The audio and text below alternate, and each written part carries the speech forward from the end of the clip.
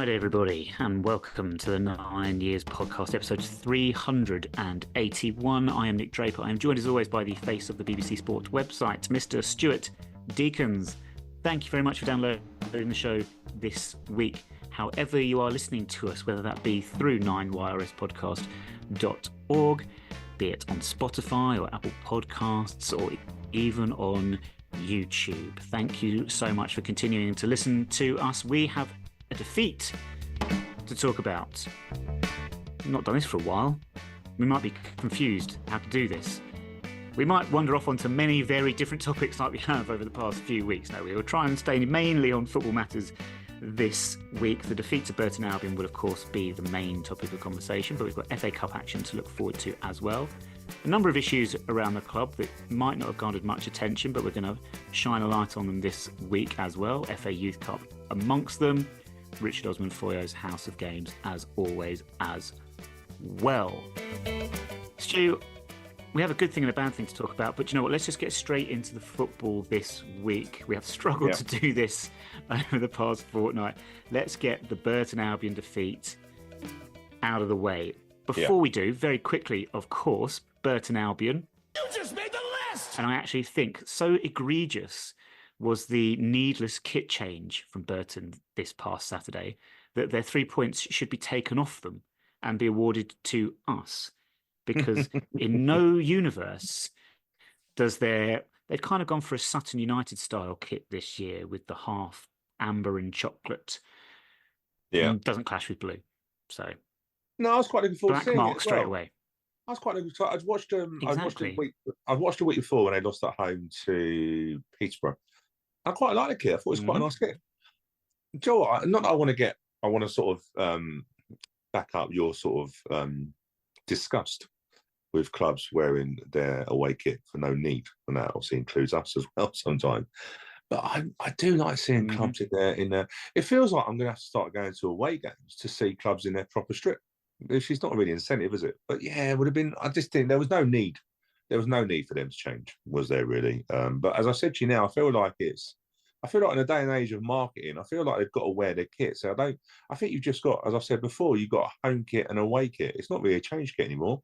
It's an away kit. You wear your away kit at away games. The funny thing is, you mentioned Burton losing to Peterborough the week before at home. Peterborough were wearing blue in that game. I remember it vividly because they scored a bit of a worldie to win the game. So it doesn't make any sense. And as you say, Stu, clearly when we get through to the third round of the FA Cup this year, written in the stars as it is, if we get drawn at home to a Manchester United or an Arsenal, we want to see them in their traditional colours. We don't want to see them in any stupid change kit. So we are agreed on that point. What we're also probably going to agree on is that Omar Bugiel should perhaps not be taking penalties. Hey, look, hindsight's a great thing, isn't it? It is indeed, yes. I've said to you many times that forwards should take penalties because ultimately, right? One, forwards get a goal bonus normally, so why would you not take penalties? But two, you're a forward. You want to score goals.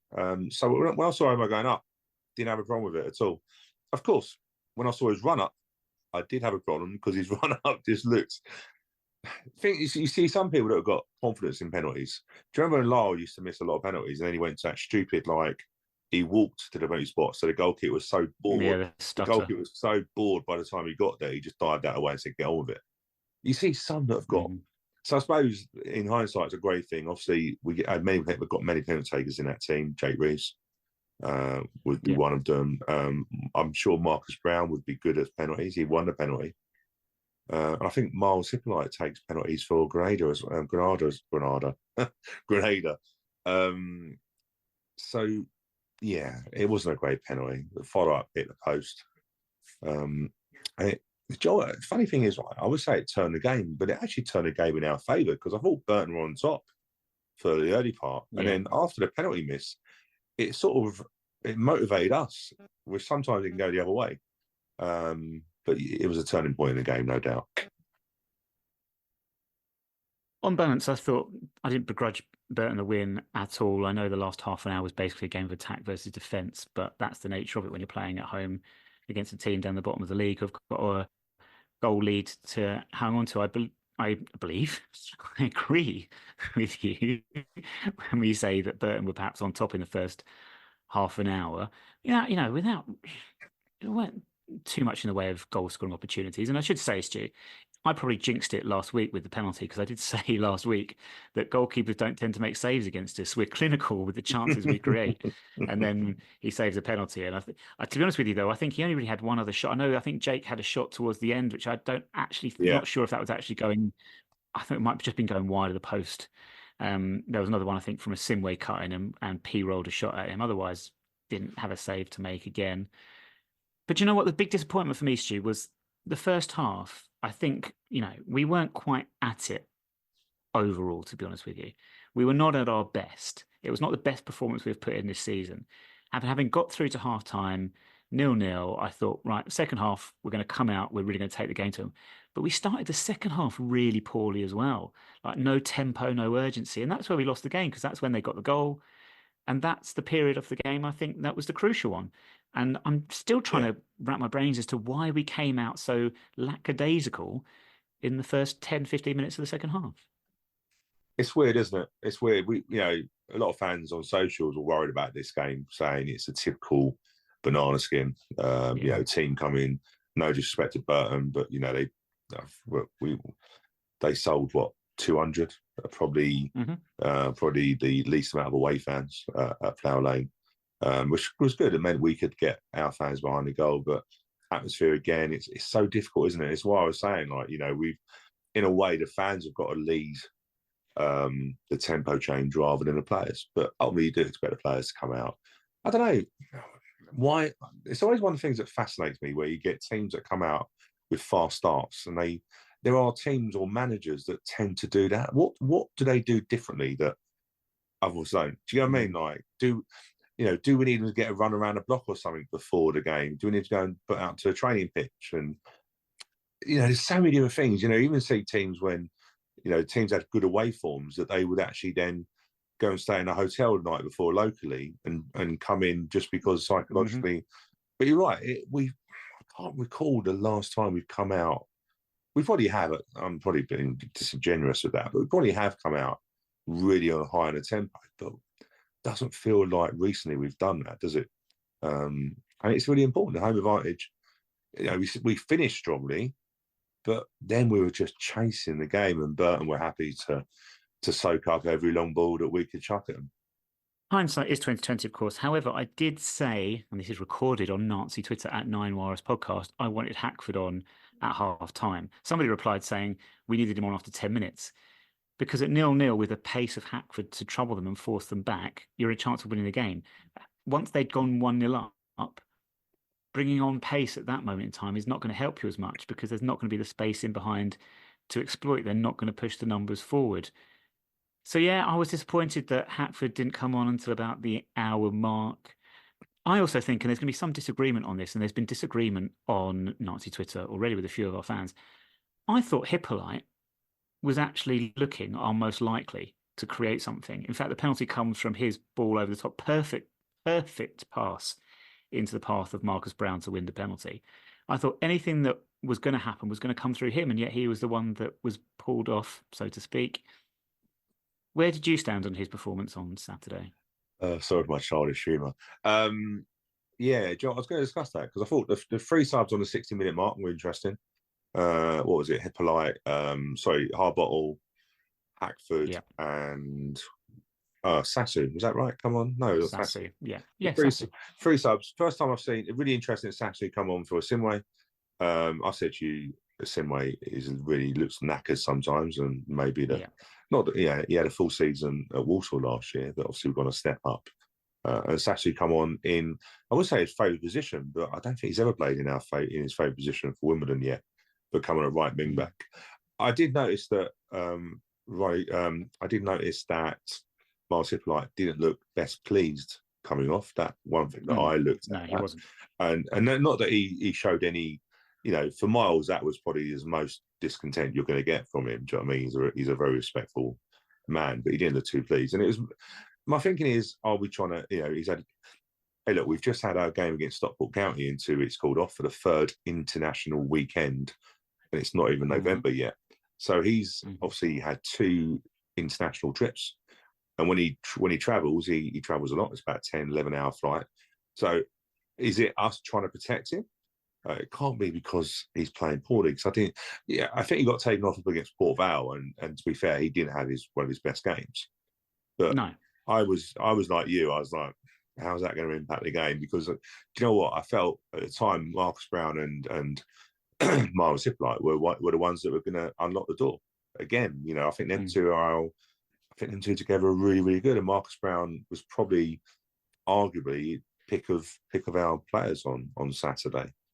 But yeah, it was a weird one. Obviously, we then took Omar off a bit later on. So you can't fault Johnny Jackson for the substitute changes. I thought he did the right thing to freshen it out. Like you say, we didn't start great in the second half. I thought he did the right thing.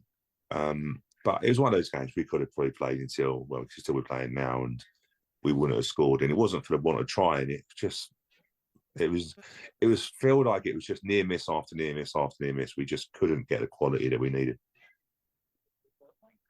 Well, there's no space to play in behind, as we said. So what you rely on then is just chucking balls and balls and balls into the box time after time, which is great because normally, something you feel like after a half an hour of doing that, something would drop for you, but it never did. And fair play to Burton. 3 centre halves basically won everything in the air. Orsi is not going to really challenge in the air, unfortunately, coming on for Omar. But also what Burton did, and fair play to them, they kept 2 men up top as well. So even though they didn't really create anything, although there's an argument that Ryan Johnson maybe got away with one with a foul at the end when he was already on a booking. I think he probably got fortunate with that one. But they kept 2 players up, which gave them an outlet as well, and just made it difficult for us to overcommit as well because we had the extra man to worry about on the break. So, and also Gary Bowyer, to be honest with you, if you get the opportunity, have a listen to his post-match interviews, either with Burton's official website or with the BBC. He just comes across really well. Like he seems just a really genuine sort of nice guy, experienced manager. So I was quite, I've got no bones to pick with Burton whatsoever. Apart from the fact we never seem to beat them. Our record against them is terrible.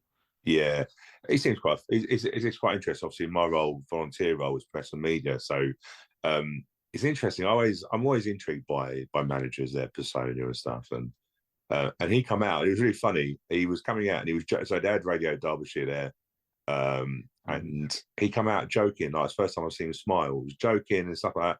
Then they started the interview, and he just went to that boring face. It was just like the boring. He does have face, a bit. He has a bit of resting bitch face. Yeah, and it was really funny how quickly he changed. Like when I saw him joking with them, I was like, "That's quite nice." Hey, look, I'm long in the tooth now. Obviously my role, and now I speak to a lot of the opposition media and the radio stations, and generally we were chatting. Actually, I gave one of them their not a headline, but I gave one of them their talking points. I said it was a game of 2 set pieces. We missed ours, you scored yours. I went, that's a really good one, and then he used it. Nice. But that's how I saw it. It was a game of 2 set pieces. Our penalty, there's and to be fair, Webster was probably the best player on the pitch. Quality, absolute quality. Don't know about his haircut. I just don't know. I'm not really a lover of these hairbands and stuff like that. Never had them myself. He gave me strong Noel Frankham / John Paul Kissock vibes. Noel Frankham. But yeah, I didn't begrudge it. But you're right. I've not listened to any of you. I'll be truthful. I only listened to our ones. I heard them as they were being recorded. But yeah, I think the key thing is that it didn't come. I didn't come out there thinking, shit, we just lost the game. I come out there thinking, do you know what? Just didn't go for us today. Didn't see anything that worried me. It was just one of those days. Didn't think Burton were better than us. But we just didn't force our home advantage. The only thing that I would say, what I was a bit not confused, but interested, was the substitution of Patrick Bauer coming off for Riley Harbottle again. That sub's been done a couple of times. I'm guessing it's because we get a long throw with Riley. That's the only thing I could put. Again, he didn't look too. I don't think any centre half's going to be pleased to be subbed, and if they're not injured, it's just not a sub you tend to do, is it? But we went again, and we put Riley Harbottle left wing back, and Jono went into the centre. But we've done that a couple of times now. An interesting viewpoint. I didn't think Patrick Bauer was that bad.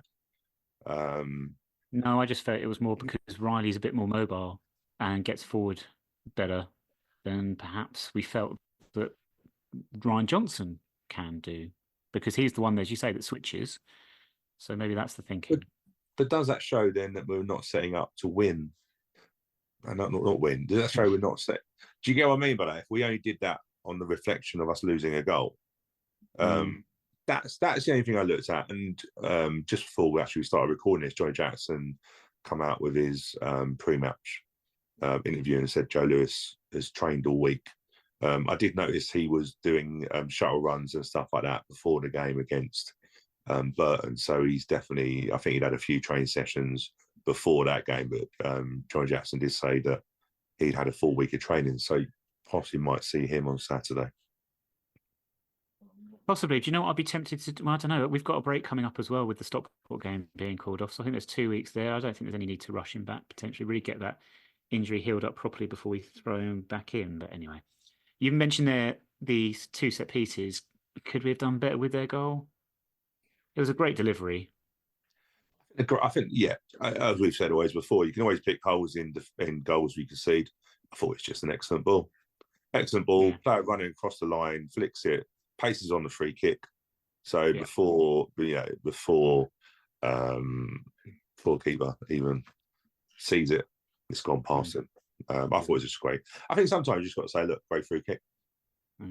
It was similar to Port Vale's last home game of the regular season. Yeah, similar.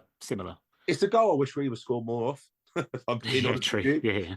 Because, Jake Reed's delivery is brilliant. He put a ball in on Saturday that was just begging to be headed in.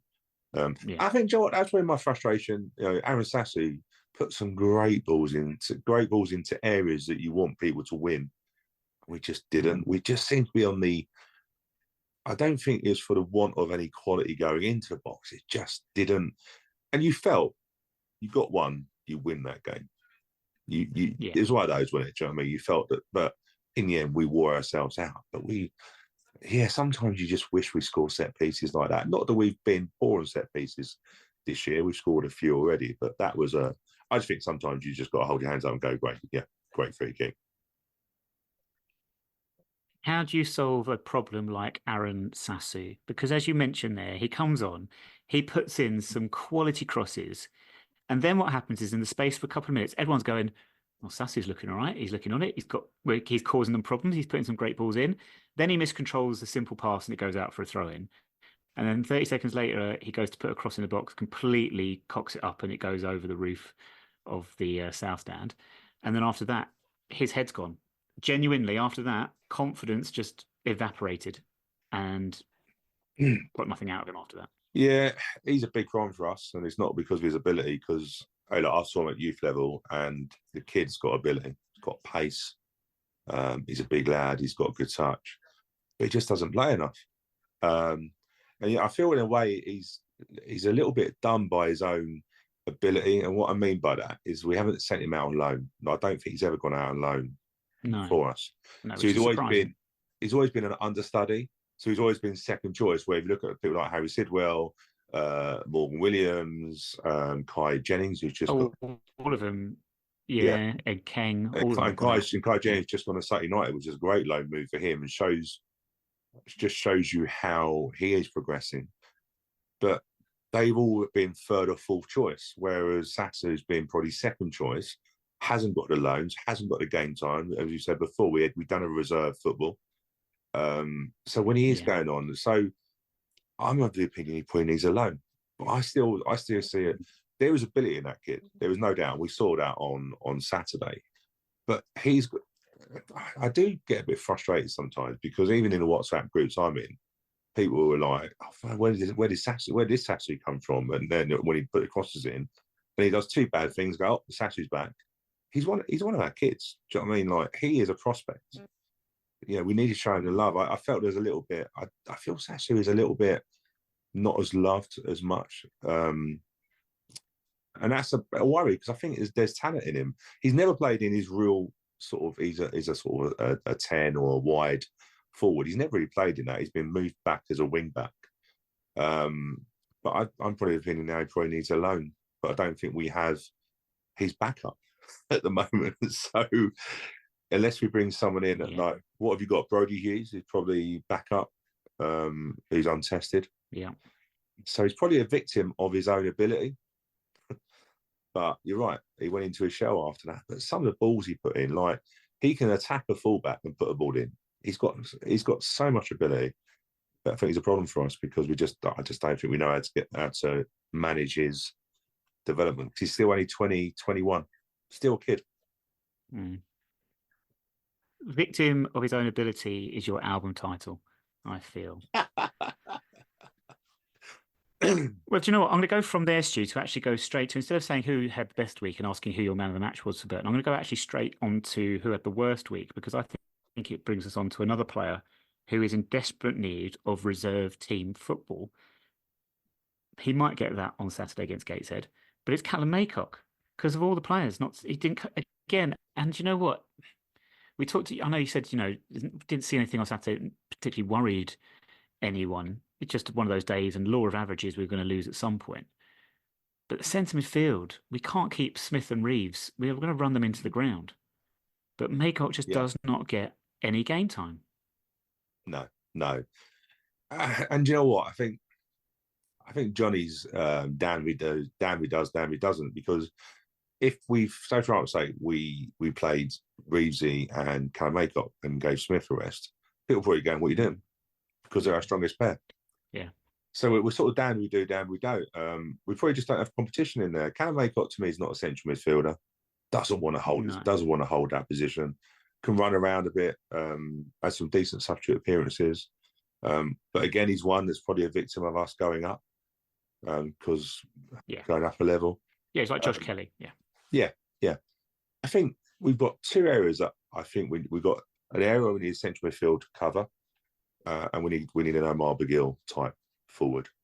We bought Omar off for Orsi where we needed a big lump, and it's probably something where our squad depth is definitely showing. It feels to me like every sub that comes on for the opposition is taller than the player they're replacing. Yeah. Whereas this is not against Dan Orsi, because I think he's a totally different player to Omar. But you bring Omar off and you're thinking, well, that's a less person in the box, where what you want to be able to do is bring someone on of Omar's size and type of play. It's difficult to replicate Omar because he's unique in what he does, but we don't have that target man to replace Omar. And I think that's where we are the midfield as well. So you're right, Callum needs some time. We got Delroy Splat, who again needs time, but he's still a youngster. We've got Sam Hutchinson, who we're seeing bits, but not much. What game time has he had? So the squad is a little bit depleted. It was just interesting. You'll be pleased to know we've got 9 subs that we can pick on Saturday for the FA Cup. I'm sure you're pleased to know that. So we can name more people, but realistically, you've got probably a pool of 3 or 4 players you're going to use all the time. And the rest are just window dressing. dressing. Out the numbers. Yeah. I like 9 subs anyway. We've got so many seats. We've got so many seats. We need to be able to use them in the dugout. Do you know what? I want to go back to the days of 3 subs. And if your goalkeeper gets injured, then you stick an outfield player in goal. Because do you know what? At the end of the day, football is meant to be entertainment and fun. And every step of the way at the minute, all it is just nonsense. Can I say so? The FA Youth Cup last night, after we were recording this on Thursday, I felt I was a bit like, I was disappointed because when the subs were done, we didn't have a substitute, we didn't have a sub board. And I was like, I'm like, what's going on? Like in the old days, we used to get on with it. Like, what's going on? I thought as a fan, I didn't know what was going on. I needed to know because I was on a PA. So I was struggling to work. I was going to say, if there's anyone that needed to know.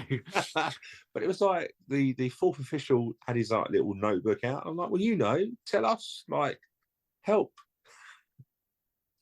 Do you know what? I want to go back to the days of just having the boards, like not the little cards with numbers on, like they're on Strictly, and just hold up the number. Because why not? But I judge people and teams and leagues on their substitutes boards. And I want to give you an example, right? In the Scottish Premiership, I was watching Hearts Celtic. Yeah, Hearts Celtic. And they had a really small subs board. like Oh, not no. subsboard, but You like meant? like the EFL have got like a massive subsport. Well, the Scottish Yeah, Premiership had a yeah. really small one, and I was judging them, thinking, well, you're not really a proper league, then, are you? Not that Scottish is a proper league anyway. Yeah, Stu, it's not about size. no, I know, but doesn't it just show how sport you are when you see something of a less quality or inferior? And that's what it felt like when I was watching the U team. I'm like, come on, we could have given them our subsboard. Do you know what? I remember one year at Selhurst Park, we beat Everton 4-0. It was one of our 7 deadly wins. And the crowd was singing, Joey, what's the score? And he got the board for the subs with the number 4 on it, and he held that up because we were 4-0 up. You couldn't do that these days. If the manager tried to get, for a start, if you're trying to do it on those electronic boards, Try the to fourth work official it. always takes about 10 minutes to actually figure out how to work it, like he's never come across it before. And then he'd probably get booked for stealing the referee's equipment. Like, where's the fun gone? Do you know what's funny though, right? Is that we don't really do that for Johnny, do we? We don't say Johnny, give us a wave. We just do a song for him now, don't we? Like, do you remember when Egil Olsen? When Egil Olsen signed for us, the poor bloke couldn't speak English. Like, he had no idea what was. To be fair, we never asked him to give us a wave. We were more interested in taking his wellies and getting we were back never to winning. No, but yeah, you're right. And there was some that couldn't hear it, and you're like, and then you would say, "Give us a wave," they wouldn't, and you booed them like a pantomime. Yeah. Yep. Hey, football used to be fun. It did. The good old days. Never mind. The good old days. But we had enough of that over the last couple of weeks. Very, very quickly, if you had to pick a man of the match on Saturday, who would yours have been? Very difficult one. I thought he would go Marcus Brown, just because I felt he was the only one that was trying to get the ball and play. Everything else was going in the air, and I still think he's quality. He shows his quality. So that probably be, and it wasn't many that stood out. So that probably be my one. Yeah, no, I think it was Seddon was up there for me. I've said it as well. Seddon is just an apps. He's been brilliant this season, consistently brilliant. Yes, consistent is the word for him. You always get, even on a day like Saturday, you always get like a good 7 out of 10 from Steve Seddon. And he's one of the ones that didn't wow us as well. He's one of the ones that didn't wow us, didn't he? As well, like, and how wrong are we as fans? Like, he's been probably our best signing. Yeah, it's how it goes sometimes. Do you know what? Totally randomly, something I was meant to mention to you earlier. You know, you talked about forwards, and you say, because you have always said your strikers should be taking your penalties because that's what their job is, to score goals. And I thought on Saturday, Jake Reeves, just because I don't think Jake Reeves has missed one for us, but he's always got nudged out by like Matty Stevens. And then if Matty Stevens isn't there, Dan Horsey takes the penalty. Do you know what I mean? Like, so I just thought, why isn't Jake taking the penalties? But I'm just going to say one name that might make you rethink, and it's not Omar Bugiel. One name of forwards taking penalties that might make you reconsider this. Carl Leaburn. Yeah, but do you want Carl Leaburn taking penalties? Only if he could use his head. There we go. No, you're right. You're right. It's just been, and I've said this so many years, and it's just you. I think didn't Jake miss one in a penalty shootout from memory? I think he's missed one in a penalty shootout.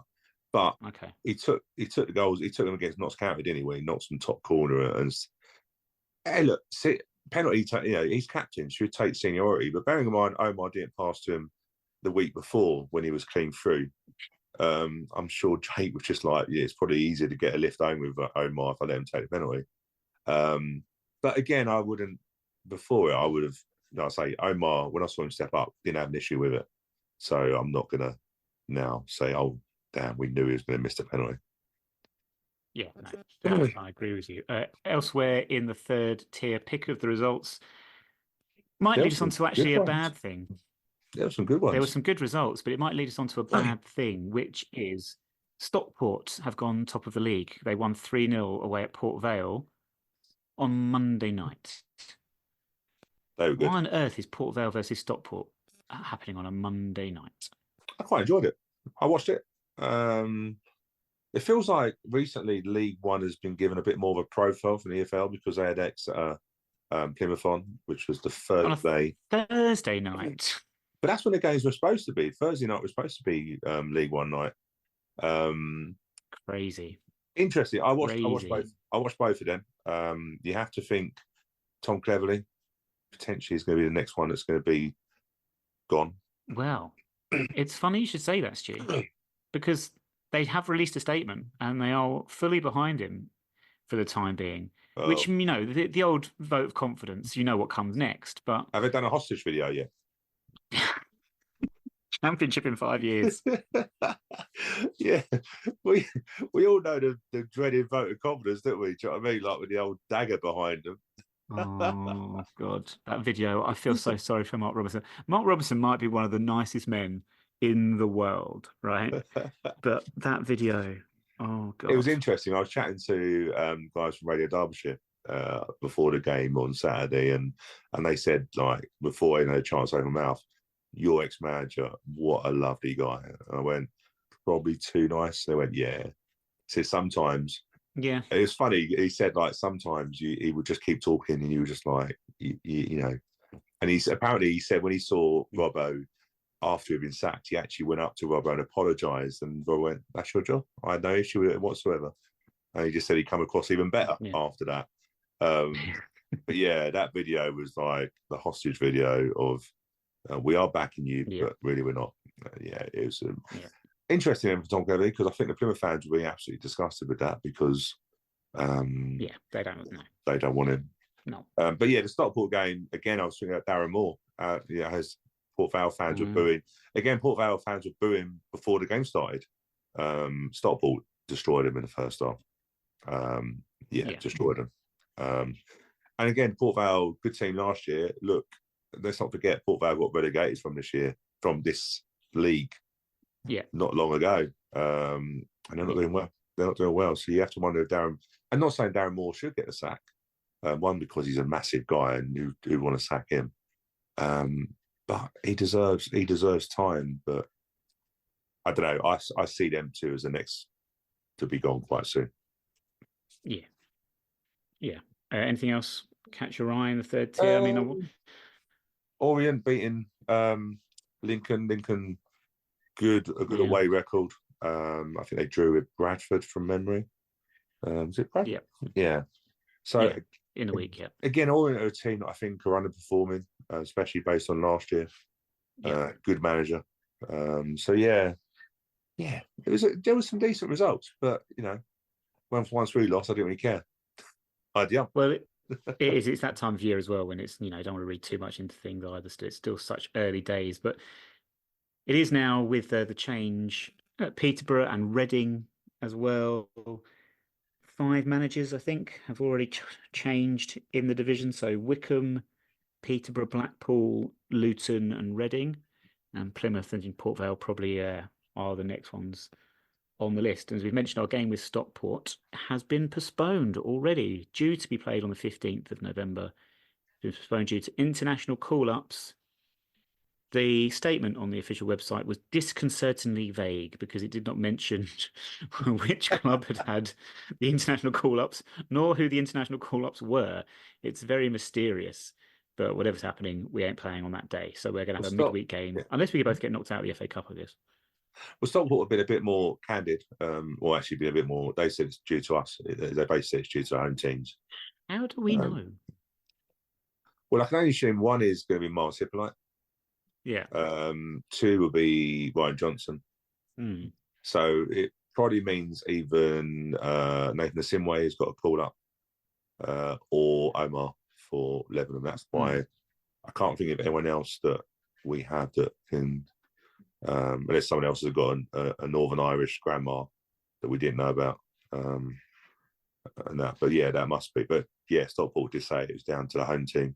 So we've done well. You know, this is the third international call up, and we've been okay to play the last 2. So we haven't survived. And to be fair, actually, might not be the worst thing in the world playing Stockport at a later date. Yeah, I'm not too worried about delaying that one for a little bit longer, to be honest with you. Maybe we can delay it till next season. At this rate. That is a championship fixture. Yeah, we'll see about that one. You mentioned earlier FA Youth Cup in the week. This was Wednesday evening. Under 18s, was it 5-2 in the end? Lost Yeah. at home to Colchester United. So that's the FA Youth Cup over for this season for the youngsters. But, it's a good time to play it. Half-term week. Get a few bums on seats inside Plough Lane to see the youngsters. And so all part of their development. Yeah, not too sure what the attendance was. I don't think we ever announced it. It was good. Yeah, it's great for them to be able to play at Plough Lane. I was chatting to a few people who said that this was the first year that apparently last year they played. We didn't have the scoreboard on or electronic scoreboards. This year they got the whole shebangs. Scoreboard was on also under the new lights as well, which would have been a difference for them. Colchester were decent. It wasn't a 5-2 game.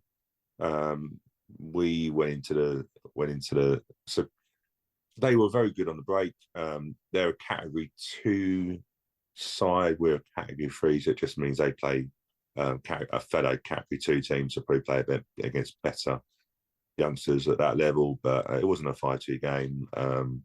We controlled a lot of it, just seems to get hit on the counter. But like I say, it's a disappointment because we've got a decent record in the FA Youth Cup. So that was a shame. Yeah. My only concern is that we hope things don't run in threes, because obviously the ladies lost on penalties against Chatham Town in the FA Cup. Our kids lost against Colchester. So let's hope it doesn't come in threes this Saturday. No, we will come on to the game with Gateshead in a little while. Something else I want to mention about that game as well. But there was a couple of other things you wanted to mention around the football club this week that caught your eye. Oh, do you know what? One thing before you begin, sorry to be on a negative, I forgot this one as well. 2:30 on Saturday, I could not source a program. I know. How did that happen? It's not happened before. It's not happened for a long time. It was quite regular at Plough Lane that, getting a program was like getting gold dust. And that's why I get to Plough Lane so early these days, to make sure I get one. But I couldn't get one on Saturday because they were all sold out. Yeah, 2:30. Like, wow. Yeah, attendance has been really well. It probably comes on to a bit of what I was going to chat about in terms of bums on seats. Port Vale had the highest attendance, and it looked to the human eye that it was the most actual. The naked eye. The human eye. But it's not really a naked eye. There's a giraffe around the corner going, I'm not sure about that one. Aye. But it looked like we had the most bums on seats actually in the ground. So it's probably might be why the programs are selling out, maybe. Or we're not ordering as many. We know through the years, don't we, that program selling across the board has been down.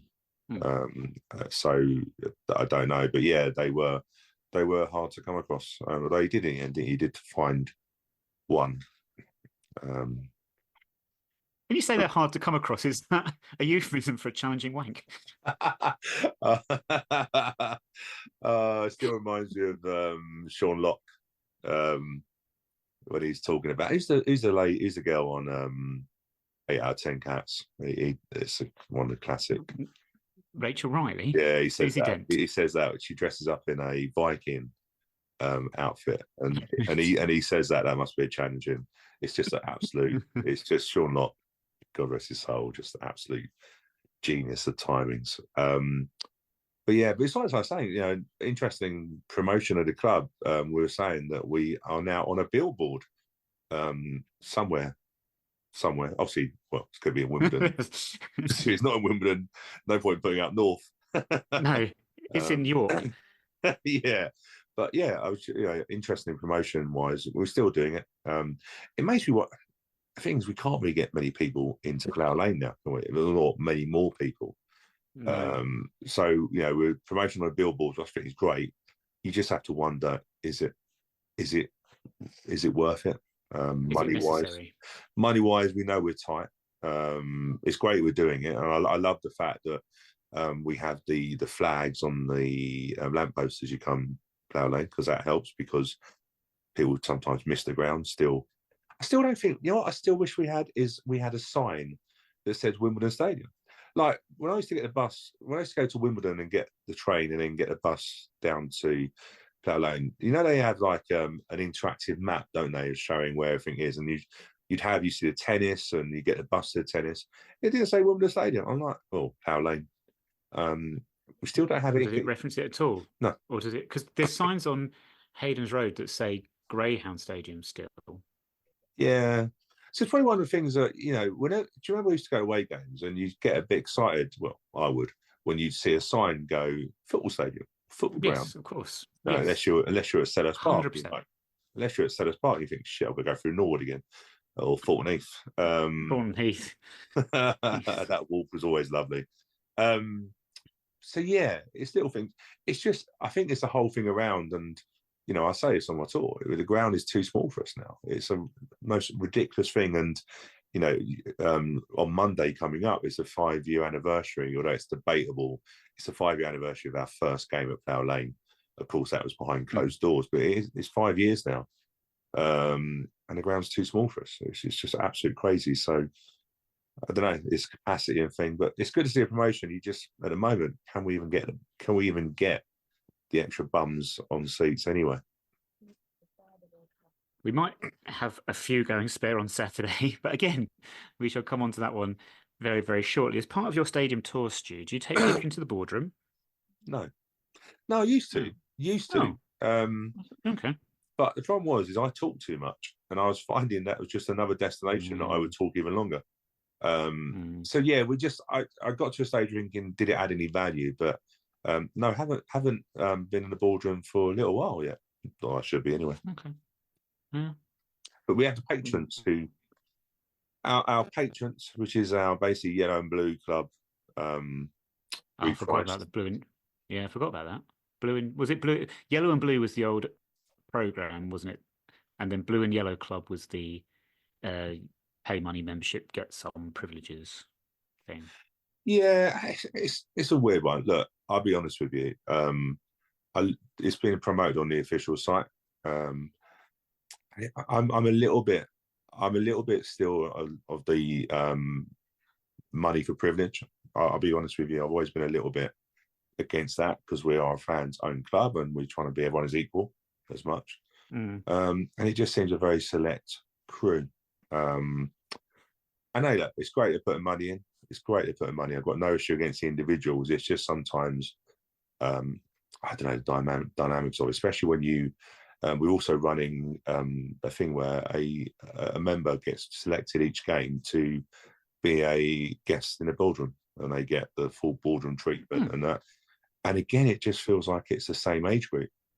And maybe it's just I'm old. I'm not saying I'm in that 50 age group now and stuff like that. But I just think, yeah, sometimes we just need to. We have a lot of a younger fan base, and it would just be nice to get them in there as well. But it's always been my thing about ownership and stuff like that. And moving to Plough Lane was that I didn't want, or I was really worried that we would get to a stage where we would have to have privileges or different levels of fans, and that's where we are because we need the money. We're desperate for money no matter how it comes. But yeah, it's not something that I would ever want to be involved in. But what I did think, and this is me coming from a volunteer, and I'm not saying I want this because I'm a volunteer, but you know, an evening with Johnny Jackson and Craig Cope is great. It's really good.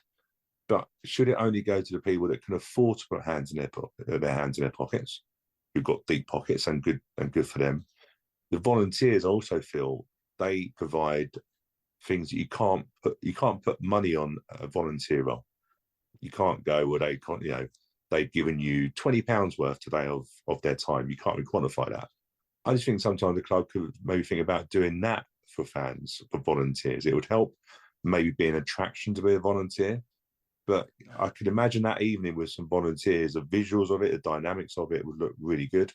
So yeah, that's just how I feel about it.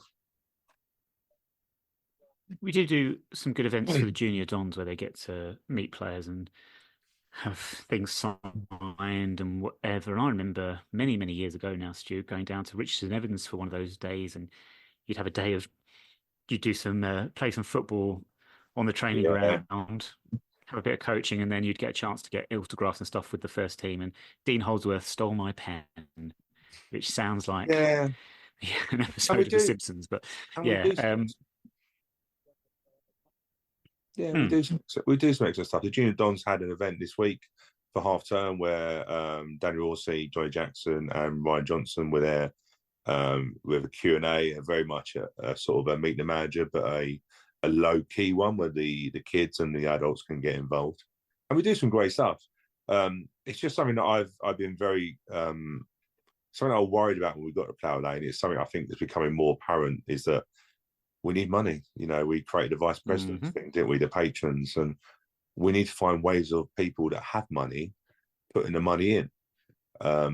However, I think visually, you know, we are trying to attract the younger fan, the newer fan, and it just feels some of these are for. Hey, look, you tend to find that the people of a later age have more money. Of course they do. Good luck to them. They've earned it during their career and that. It's just, I sometimes think it's a pain for privilege. And look, as a volunteer, I've had privileges in the roles that I've done. However, I just think, you know, we just need to be a bit wary of that. But we do some great stuff, especially Junior Dons. They're our future.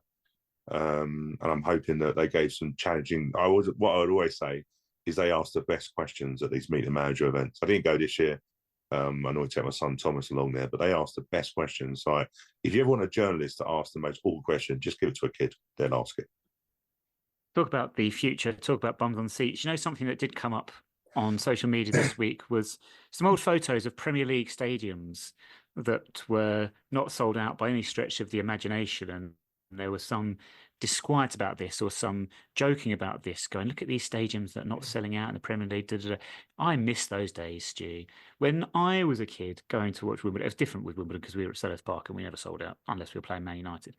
But do you know what I mean? Like, if we weren't alone, and you'd watch Match the Day of the evening, and every stadium would have empty seats, and you'd see them quite clearly on a camera. And what that meant is that people could wake up on a Saturday morning, go, oh, cost me 15 quid to get into Villa Park. Yeah, I can do that. I'll go down and pay money on the gate. In fact, when Chris famously overslept in 1999 and we turned up at Villa Park at half time, we turned up without tickets.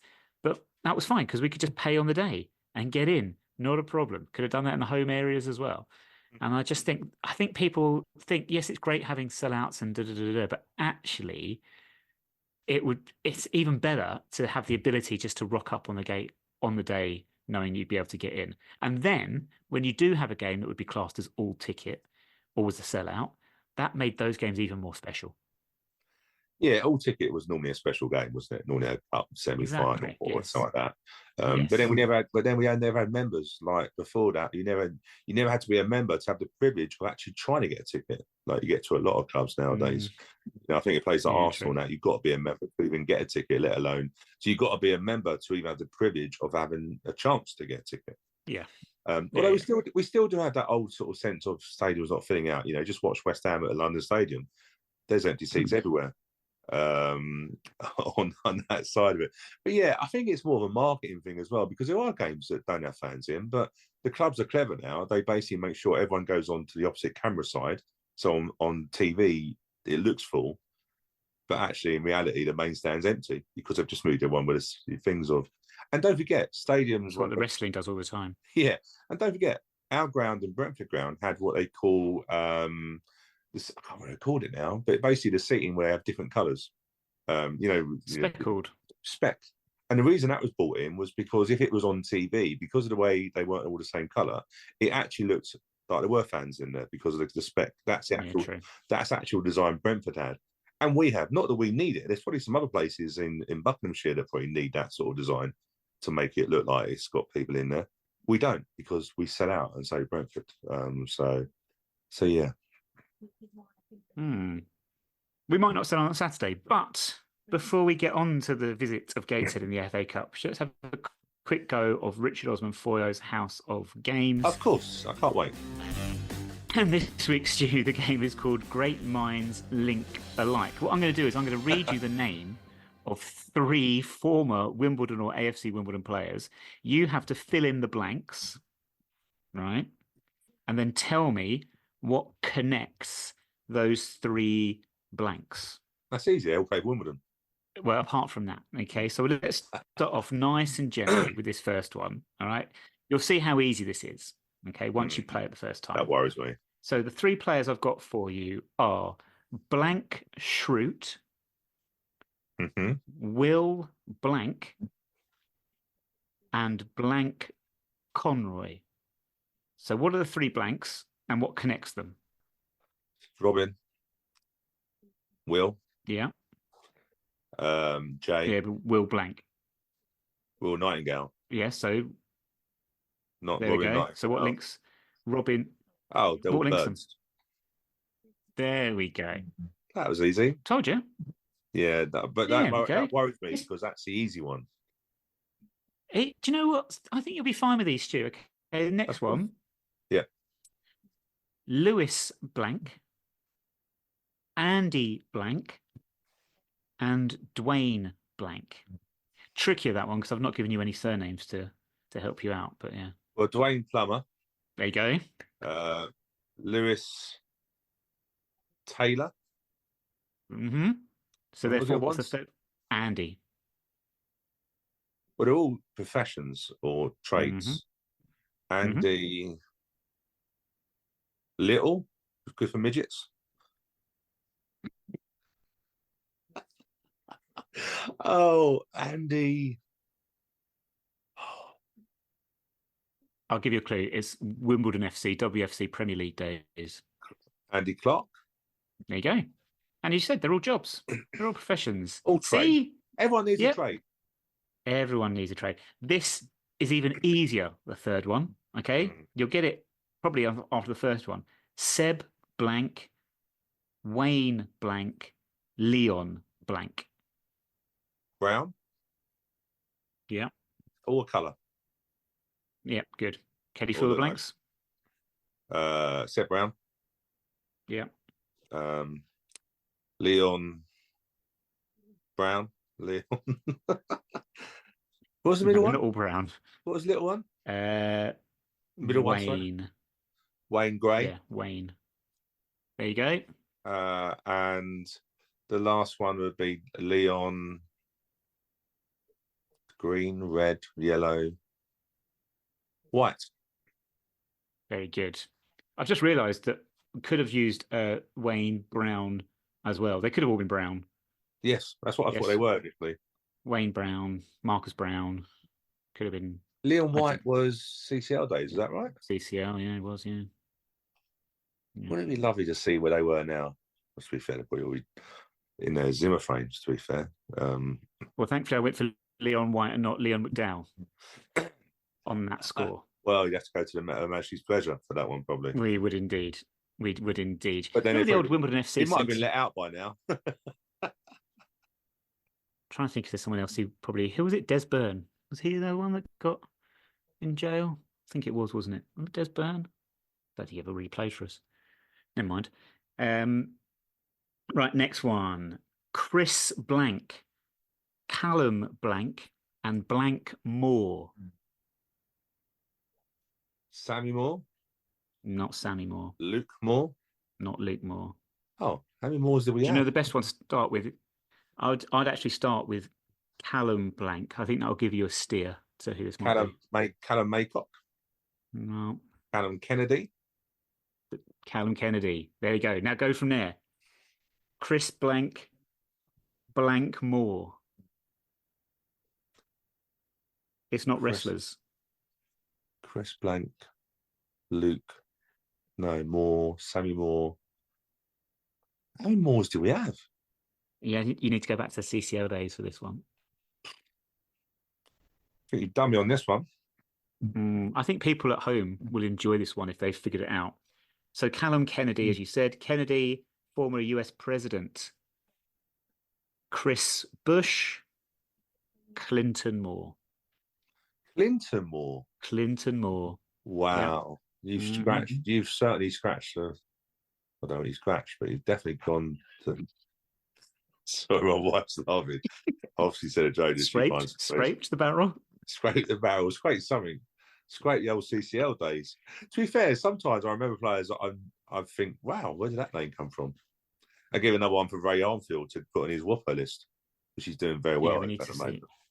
Yeah, we need to get people at 9YRS Podcast or underneath the post on 9YRS Podcast.org to let us know how they got on. Let's move on to the game with Gateshead. We won't spend very long on this one because there's not a great deal to say. National League, they're currently 16th in, well, the conference really. They are managed by Alan Armstrong, the Wimbledon fan that was also in New Tricks, bit of a sideline as a non-league manager. And yeah, they've got 500 tickets, but they have, looking on the website just before we started recording, sold absolutely nowhere near anything like 500. And that's not to be unexpected, to be honest with you. Yeah, I was chatting to somebody at the game last night, and they said apparently the trains are all mucked up more than normal from the north. So I think that's going to impact a lot of them travelling down, which is a shame. Yeah, from old people we know, Dom Telford. Dom Telford plays for them, and Frank Noble. So some players that we've done the rounds with. They found their way to Gateshead. Johnny Jackson, interesting on his pre-match interview, said that they play really nice football, like to play good football, which is great for us, which means they're going to play out from the back, which means we can press them. So that's encouraging. But yeah, hey, look, 2 divisions above them now, so we've got all the advantages, home advantage, league placing advantage. So hopefully we just get through with no injuries, least pain as possible. But it's a shame. Yeah, it's obviously the club have done a 15, kids for £1. Got to come with an adult. It's 15 quid. So hopefully, I'm not thinking we're going to get a sellout at all. I think we do well to get 5,000 or 6,000, I reckon. Which makes you chuckle now, because that was at Kings Meadow, we wouldn't have had enough room for them. Yeah, I mean, this is what doesn't make sense to me, because if this was at Kings Meadow, say the last time we were in the 3rd tier and we were drawn at home to Gateshead and it was at Kings Meadow, I reckon we'd have got about 2,000. And do you know what? I'm not expecting anything but massively. I don't know. I'm not sure what to expect, to be honest with you. It's the end of half term, so I don't know what people's movements are going to be like. I think we noticed that against Burton, actually. It was quite a lot of empty, despite high attendance, but quite a lot of empty seats that weren't there for Port Vale. And I think it's because it's half term as well. And it's not an exciting game, is it? Let's be honest. No, see how we get on. I think we've priced it well. I think we've done really well to price it. Yeah. But I think it just shows you where we come from. Like I say, we probably would have done well to get 2,000 at Kings Meadow, and I'm expecting us to get around about 5,000. I think it just shows you where we get. I think the other day someone talked about away fans. We took 800 to Plymouth, but when you think about our home attendances now, that's 1/10 of our home fans. It's probably about right. We've just increased our home fans. We've played Gateshead 4 times in our history. I think Gateshead were only formed late 70s, and we played them when we were in the conference for those 2 seasons. We played them 4 times, and we won 3 of those. We lost just the once. Gateshead were always the team that I liked to take over as manager of on the old Premier Manager 2 computer game, in which you had to take over a conference team and work your way up. And then Championship Manager came along and said you can manage whoever you like, and blew everything out of the water after that. But yeah, I liked Gateshead because they had the big stadium that was all cedar and lovely, so you didn't have to spend any money upgrading facilities because they were already in place. So you could spend more money on the team. Anyway, for what it's worth, Stu, I think this game has got draw written all over it, and it's headed to penalties. Because there's no replays anymore, because English football is dying in front of our very eyes. Yeah. It's really interesting because I was watching the 4th round qualifiers because they were being shown on TNT Sports. I think the first time they'd done that, they had Final Town versus Sutton, and I remember saying, "Oh, this get decided on a night." No, there's extra time in the qualifying rounds. Make their mind up. What do you want to do? Do you know what I mean? But I'm glad there's no replay because obviously it brings back that funny story when we played Workington. Do you remember when we were actually hoping for a replay in a game and then they scored a late winner? And we're like, oh, that saves us going there midweek. No one wants to go Gateshead midweek, do they?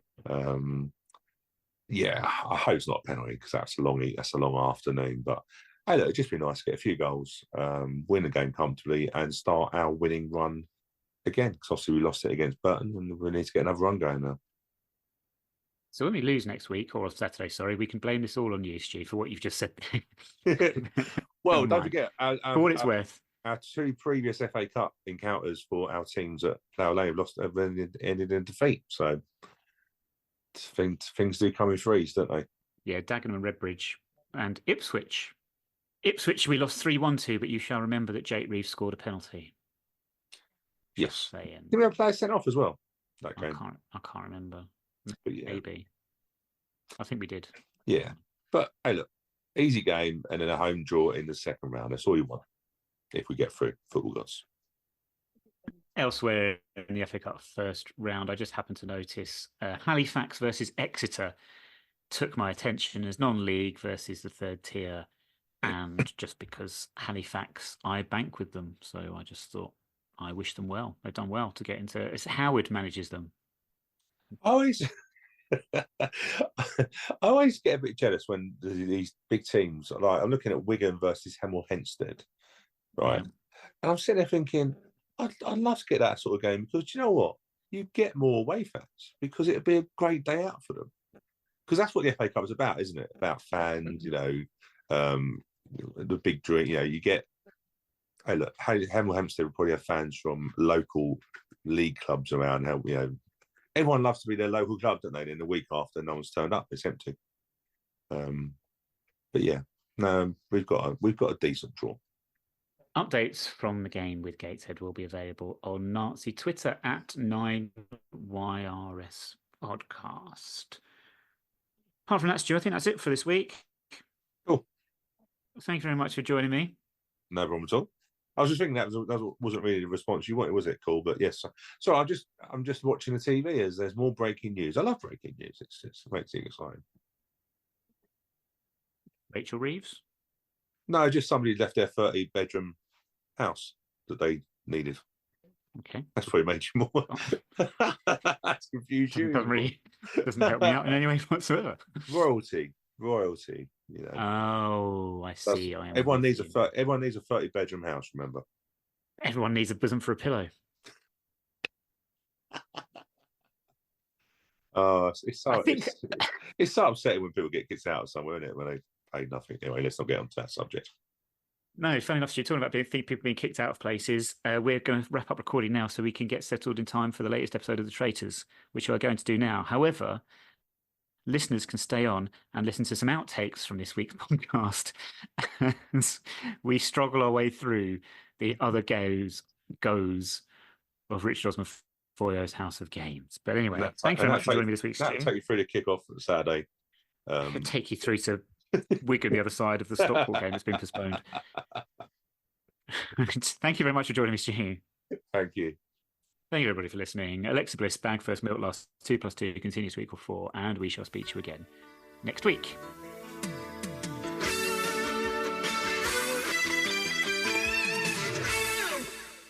How about this one? Anthony Blank, Blank Harrison, Kerry Blank. Blank Harrison would be Byron Harrison? Byron, yeah. What's this first one? Anthony Blank. Anthony. Well, I'm trying to think what Byron would link with. Anthony Hartigan. No. Wordsworth. Yeah, that's it. Wordsworth. What did I say? The final one was Kerry Blank. Kerry Hughes. Yes. So Wordsworth, Byron, and Hughes. Welsh. Yeah, I'm not sure they're Welsh. I don't know what link them three. They are all poets. So that's why I don't know. I don't do books or poems. No, but I think I think there's a few people who would have enjoyed that one if they'd have spotted that one. Now here's where it gets really interesting. All right, let's hear how we get on with this one. Blank Yusuf, Rod Blank, Tony Blank. Rod McDonald, yeah. What was the Yusuf one? Blank Yusuf. What was his first name? Tox. Hmm. But what was his name? I don't know. I never called him by his first name. No one ever called him by his first name. The thing is, you're going to really struggle. I thought you'd get this one, and this would give it away. You see, because you're going to struggle without that one. Because Tony Blank could be anything. Well, yes. Tony Reddings. Was he in Reddings his first? It was Tony Reddings, but no. I can't remember what his first name was because we never called him it by his first. This is when nicknames are never good. No, especially ones that make no sense whatsoever, like his did. Well, yes. Shall I tell you? Please. Rashid. Still don't. Rashid, McDonald. Yeah. Tony Blank. No. I started so well. See if you can get it when I tell you the answer. So it's Rashid, McDonald, and Battersby.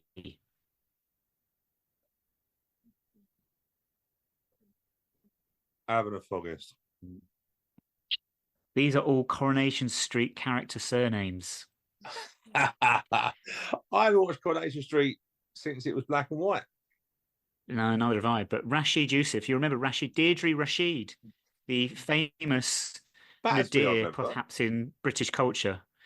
Yeah, Battersby, wasn't it McDonald? Wasn't she Jane? Wasn't she behind the bar? Yeah, Deirdre Barlow, who was Deirdre Rashid when she remarried and was jailed, and it became front page news ridiculously for a fictitious show. All right. Two more. John Blank, Alex Blank, Lewis Blank. John Blank, very famous John that played for Wimbledon. John Scales. Yeah. Middle one was Alex Blank. Alex Bass. No, could have worked though. Alex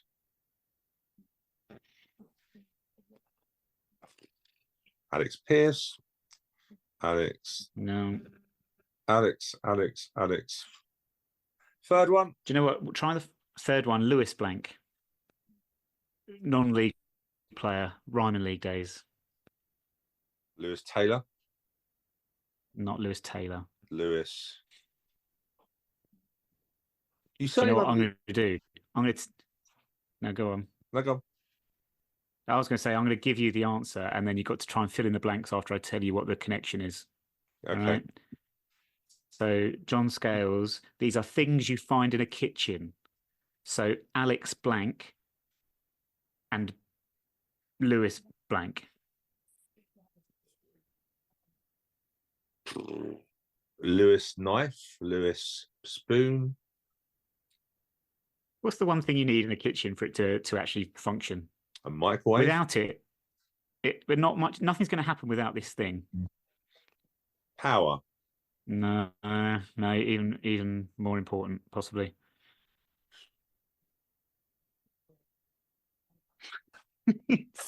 There are people screaming. Yes, there's people screaming, going, "Why is Stu so bad at these?" Lewis, what do you need in the kitchen? Water. Oh, where does the water come from? Where does water come from? The sky. No, in a kitchen. The sink. Tap. Alex. You just said it. Sink. No, My wife is getting a right up with me. I love it. Alex Power. Alex. No, where does the water come from, Stu? Plug. No. You're not really helping me, Lorraine. Oh, tap. There we go, Alex Tap. And then finally, Lewis Blank. What does every kitchen need? Otherwise, the food is just going to sit there doing nothing. If you don't have a fridge. No, we don't have. I forgot about Lewis Fridge. The kitchen thing has not really helped me. Lewis. My wife's getting the right time. This is quite funny, actually. No, I don't know. Table. No. No. Lewis Cook.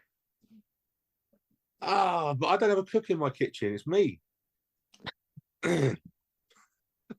Oh man, do you know what? At this point, I've already decided that these are going at the end of the podcast as extras because people have kind of switched off by this point.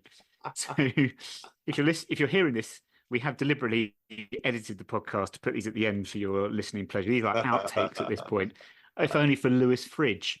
Right, the last one. Last one. Sean Blank, Blank Robinson, and Blank Darko. Jesse Darko. Yeah. Lewis. No, No, Sean. there's no Lewis. Sean. Do the other one first. Rig. Do Blank Robinson. Paul. No. Uh. Striker. Oh, Zach.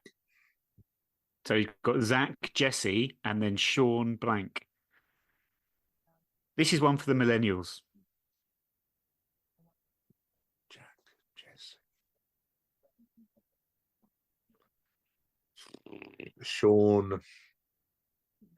I can't think of many Seans that we actually had. So we got. You didn't play. We got Jesse Darko. Yeah. What was the second one I did? Alex Fridge. Zach Robinson. Zach Robinson. So Zach, Jesse, and Sean Blank. If you're not familiar with what links them, then yeah. He was a left back / left sided centre half, played like League One the first time he got promoted.